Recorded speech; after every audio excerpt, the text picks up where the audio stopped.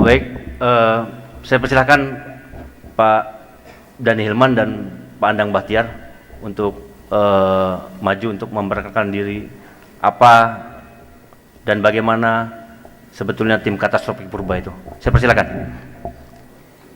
Jadi pagi ini saya merasa pagi yang sangat unik gitu ya, dengan masalah yang sangat unik juga, dan akhir-akhir ini membuat minat yang demikian tinggi begitu. Jadi saya merasa sangat-sangat bergembira sekali berada di sini untuk berbagi pikiran dan berdiskusi dengan rekan-rekan semua, terutama rekan-rekan para ahli. Baik, jadi seperti tadi dikatakan oleh Pak Andi, tim yang disebut sebagai tim bencana Katastropik Purba itu berangkat dari minat dan hobi kami begitu ya. Bukan dibentuk tapi terbentuk karena difasilitasi oleh, alhamdulillah, oleh SKP BSB. Mudah-mudahan studi yang dilakukan oleh tim Katastropik Purba ini di masa datang barangkali bisa lebih luas lagi, berkorelasi dengan berbagai ahli di bidang berbagai bidang dan juga berbagai instansi barangkali. Baik, ada dua unsur di sini, ada unsur peradaban, ada unsur bencana. Saya sedikit cerita tentang bencana. Jadi memang Indonesia ini tidak salah lagi adalah negeri yang penuh bencana, di samping negeri penuh berkah juga begitu ya, sangat kaya dan sangat banyak bencana karena terletak di Ring of Fire. Nah, kita coba lihat ini bencana gempa terutama yang terjadi pada 10 tahun terakhir. Kita tahu mulai dari tahun 2000 sebetulnya, gonjang-ganjingnya tuh, 2002 di Simelu, kemudian 2004 di Aceh, yang sangat besar dan sangat besar korbannya. Kemudian disusul, ini yang, waduh, nggak kelihatan ya. Baik, 2002 di Simelu, 2004 di Aceh, kemudian disusul berturut-turut di Nias, 8,7 skala Richter, kemudian di Bengkulu, 2007 di Mentawai, dan selanjutnya terus beruntun. Jadi pada satu dekade terakhir memang luar biasa. Memang Indonesia, terutama daerah Sumatera Jawa, menjadi foci atau sumber gempa begitu ya. Dalam 10 tahun demikian banyak kenaikan gempa. Dan seperti tadi dibilang oleh Pak Andi, kalau bisa terjadi seperti waktu sekarang, waktu dulu pun begitu juga, karena itu adalah satu siklus begitu ya.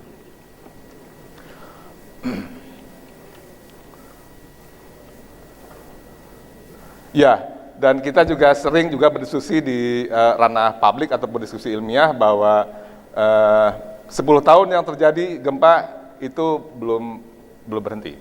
Masih ada bahaya yang mengancam. Di antaranya yang sudah menjadi ranah publik adalah gempa di Mentawai.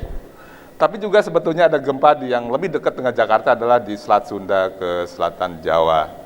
Meskipun statusnya tidak sejelas di Mentawai yang memang sudah diprediksi sangat-sangat berpotensi untuk terjadi dalam tahunan, puluhan tahun ke depan.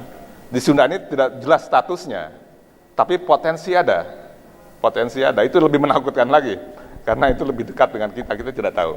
Dan kalau kita tahu, dalam beberapa tahun terakhir ini, bencana justru datang di mana peneliti tidak memprediksi, tidak meneliti. Contohnya Sendai misalnya, sudah diteliti tapi under predicted kan, atau di Los Angeles, California. Sejak 10 tahun terakhir, gempa terjadi di tempat-tempat sumber gempa atau patahan gempa yang sangat tidak diharapkan gitu ya.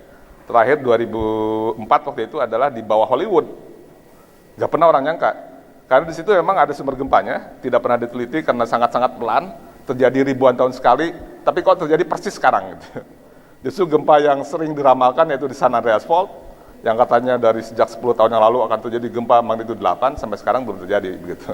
Makanya saya bilang walaupun kita memprediksi di Mentawai yang paling tinggi, kita tidak pernah tahu, walau alam. Dan kalau ke timur sebetulnya potensi gempa ini jauh lebih tinggi lagi begitu ya. Jauh lebih tinggi, lebih produktif. Dalam 100 tahun ke belakang ada beberapa gempa ada 5 gempa dengan skala lebih besar dari 8. Dan ini pun sebetulnya datanya masih sangat sedikit begitu ya, seperti dibilang Pak Andi. Jadi data kebencanaan termasuk data peradaban itu dua-duanya sangat sedikit Pak, sangat sedikit. Nah, salah satu kegiatan kami, rekan-rekan kebencanaan, ini dengan rekan-rekan disebut sebagai tim 9 gitu ya, berinisiatif membuat satu peta gempa, zonasi gempa di Indonesia. Itu salah satu dari kegiatan kami begitu ya. Jadi kita memang ada bersubset. Saya juga di bencana katastrofik Purba, tapi ada dengan teman-teman lain membuat zonasi gempa. Dan ini juga sudah dipublish oleh PU ya tahun 2010. Dan berdasarkan ini juga kemudian kita berinisiatif, salah satunya, karena setelah kita membuat peta zonasi gempa ini, kita merasa bahwa datanya sangat sedikit. Memang jadi juga Pak, petanya jadi juga, memang harus jadi. Tapi sebetulnya datanya banyak yang bolong. Banyak yang dibuat berdasarkan asumsi ahli. Meskipun kita pikir ini peta gempa yang terbaik yang bisa kita buat, barangkali terbaik. Lumayan Pak. Baik, jadi salah satunya kami dengan rekan-rekan di ITB, di LIPI, dan di lembaga lain juga kita sudah memulai satu program yang namanya Graduate Research on Earthquake and Active Tectonic. Ini adalah program pasca yang khusus mempelajari tektonik aktif dan gempa. Kebetulan di sini ada Pak Irwan sebagai ketua programnya. Pak Irwan mau ngomong beberapa kata untuk program? Sudah ya? Baik, jadi Pak Irwan Melanin adalah ketua programnya. Program ini sudah mulai sejak Januari 2010. Ini adalah program yang memang sudah terstruktur, dibiayai oleh Australia dan Dikti, gitu. Jadi untuk riset yang pure kebencanaan, mempelajari sumber gempa terutama, itu diadakan di grade ini. Tapi kalau tim katastrofik Purba ini lebih spesifik. Memang yang menjadi target penelitian kita bukan pada sumber bencananya langsung, tapi pada tinggalan purbanya, peradaban. Tinggalan purba yang salah satunya barangkali itu juga berinteraksi dengan bencana alam. Bukan barangkali, itu pasti. Baik, jadi kira-kira demikian arah apa yang menjadi studi bencana katastrofik purba, meneliti peradaban dan bencana alam besar yang pernah terjadi di Nusantara. Kemudian kita juga ingin menyusun kronologis peradaban dan bencana dan juga kaitannya. Jadi dua-duanya memang kita jarang sekali datanya Pak, jarang sekali. Kalau seperti di Cina, di Jepang, kita bisa mendengar cerita gempa sampai ribuan tahun ke belakang. Di kita, 200 tahun saja sudah untung Pak, 100 tahun terakhir. Makanya banyak orang lupa bahwa dulu pernah terjadi gempa, termasuk gempa yang pernah terjadi di Jogja Pak. 1857 pernah terjadi gempa yang malah jauh lebih besar dari Bantul. Dan waktu itu korbannya 500-an. Ada orang yang tahu? Nggak ada Pak. Kita seperti lupa ingatan. Baik, kita juga perhatikan.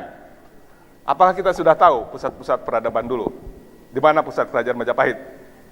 Sriwijaya, Mataram, masih di raba-raba. Aneh kan?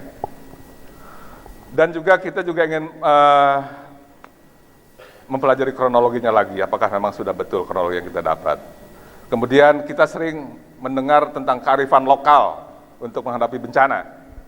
Kita ingin yang benar-benar kearifan lokal yang kita bisa pelajari dari peradaban yang ada, bukan hanya sekedar kearifan lokal yang ada sekarang, tapi kita ingin menggali jauh sebelumnya. Kalau misalnya seperti yang nanti kita ini bahwa nenek moyang kita sudah hidup di Indonesia ratusan ribuan bahkan puluhan ribu tahun, artinya mereka sudah terkena bencana alam luar biasa banyaknya. Masa tidak belajar sih? Masa kita juga tidak belajar dari mereka? Harus kembali ke nol. Kita harus meneruskan apa yang sudah mereka pelajari, begitu. Kira-kira demikian. Kemudian ada beberapa hipotesa yang penting. Misalnya ini, bahwa di sini ada para arkeologi, khususnya Pak Lutfi Yondri. Di kalangan arkeologi, barangkali di kalangan umum, yang namanya sebelum Masehi, ribuan sebelum Masehi, kita kan dianggap sebagai zaman batu ya Pak ya.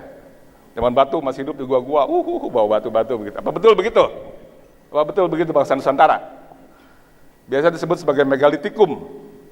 Megalitikum itu kurang lebih adalah sisa-sisanya ada, seperti yang Gunung Padang itu kan, menhir misalnya di Mahat yang dipelajari sebagai tesisnya Pak Yondri.